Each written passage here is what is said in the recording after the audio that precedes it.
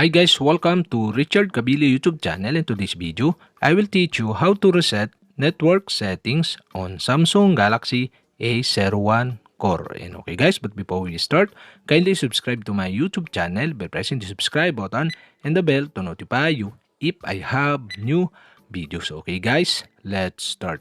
So okay guys, you'll have to do is go to setting in your Samsung Galaxy A01 Core and settings.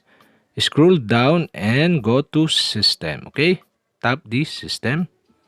In system, okay, you can see the reset. Okay, tap the reset and reset. Okay, you can see the reset network settings.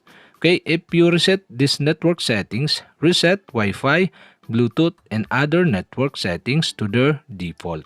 And okay guys, to reset, okay, you'll have to do is tap the reset network settings.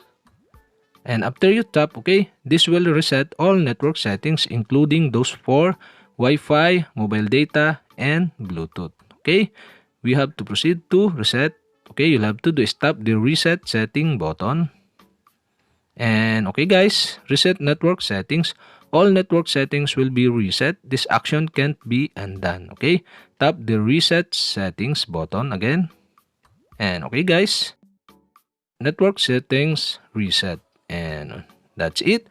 We've successfully reset the network settings on your Samsung Galaxy A01 Core. And okay guys, if you have a question, kindly comment below. And don't forget to hit the subscribe button and the bell to notify you if I have new videos. Okay guys, thank you for watching.